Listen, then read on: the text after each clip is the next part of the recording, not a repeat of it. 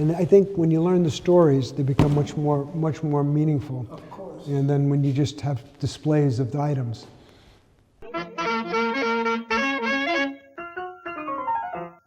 I first got the idea to do a museum for Italian Americans after I did the exhibition at the New York Historical Society in 1999. It opened on Columbus Day 1999, and it lasted for like 3 months. In that period, we saw more people than I ever saw in my classrooms. I realized that this was a much better way to reach the population, not only of Italians, but non-Italians, and educate them all about the contributions, the struggles, and the achievements that we've encountered in America. So that's where the idea came from. We were chartered in 2001 as the first Italian-American museum in New York State, the first Italian-American museum in the United States of America. We can have different types of impact. I think there's a couple different categories. One for just visitors that have a shared background or come from not necessarily an Italian or an Italian-American background. We can educate people on our culture. We can be a first voice in our culture. We haven't had that ever. And for too long, other institutions and individuals that are outside of our culture, even just simply Italians, non-Italian-Americans, have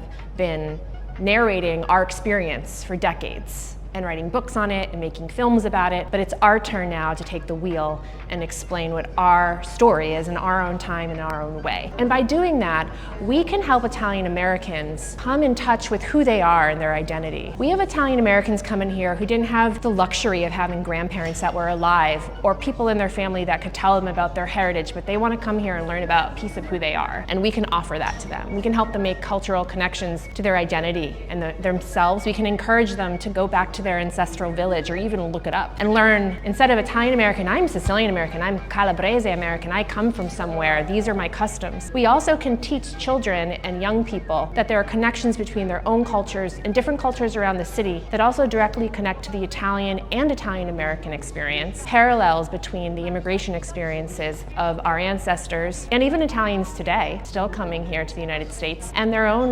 backgrounds and ethnic groups. We can promote a sense of tolerance and cultural pluralism because, you know, we're a fraction of the mosaic of America, and it's important that we're here to point out all the different beautiful highlighted stories and experiences and achievements. As an educator, what I know is that people learn differently. So the museum needs to have different ways to educate, whether it's public programming, whether it's story time for young children so they can learn about their Italian identity, whether it's historical and traditional exhibit spaces, things that are interactive. You know, if you have a group of high schoolers here up in the gallery and we just leave them by themselves with the marionettes, they're not really going to learn too much.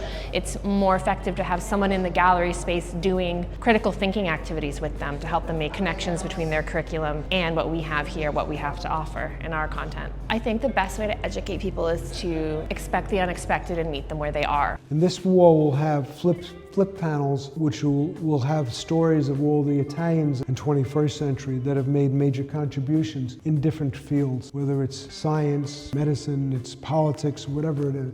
There's 8 different categories. And so over here on this table, you'll press a button and another screen will pop up over here, which you can see on there, and they'll have the story of the person. It's an interesting question that you pose about the interest of the young people in the Italian-American culture. They are thirsting for it, because they have all these other cultural initiatives that are taking place in the schools and the educational institutions, and very often the Italian-American is left out. So they need a place to be able to learn and to study and to be immersed in what their culture was about and learn about what their great-grandfather parents and grandparents came to and what they contributed. This is what this museum does, and this is what this museum will continue to do. But not only for Italian Americans, it also serves as part of the mosaic of America, because as every other group learns about themselves, they'll also be able to learn about us.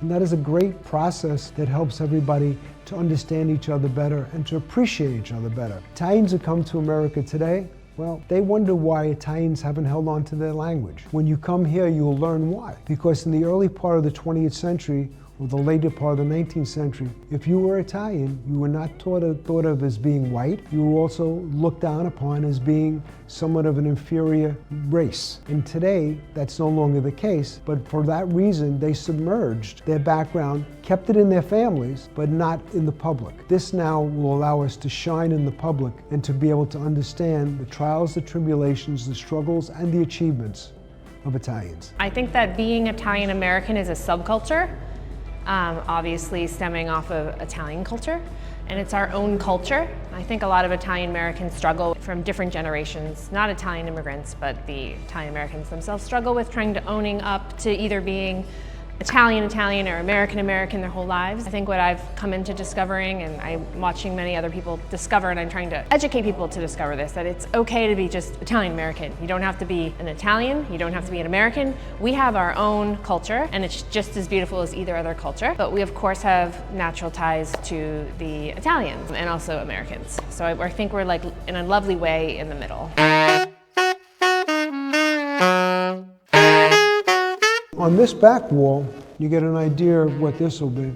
This is Pietro Cesare Alberti's marker, which was given to us by the City of New York, the Parks Department, when they wanted to do all the monuments over in New York so they would have brass plaques that all looked the same. They didn't know what to do with this one. They asked me if I would take it. I said, of course. I love it for two reasons. One, it's the marker, the first time a marker was made for Pietro Cesare Alberti, but then it was also done by John LaCorte. John LaCorte was the founder of the Italian Historical Society in America, and he was responsible for a lot of good things. Another one that he was responsible was getting Bonaparte recognized as being a founder of the FBI. He was very instrumental. Also, the biggest thing he did was he fought very, very successfully to get the bridge named after Verrazzano. If it wasn't for LaCorte, it wouldn't have happened. He was a tenacious man. Anyway, so you have Garibaldi here. There's also that sewing machine I told you about here that you can see in the display.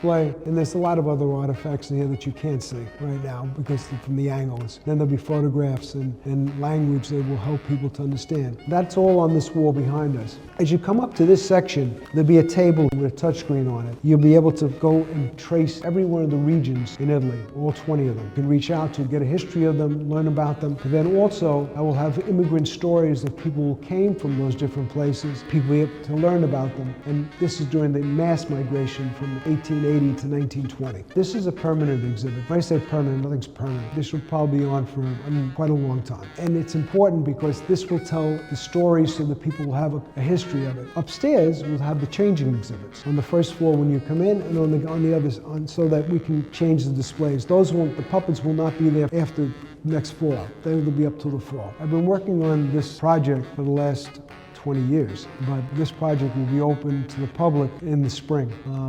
Very exciting, very, very much looking forward to it.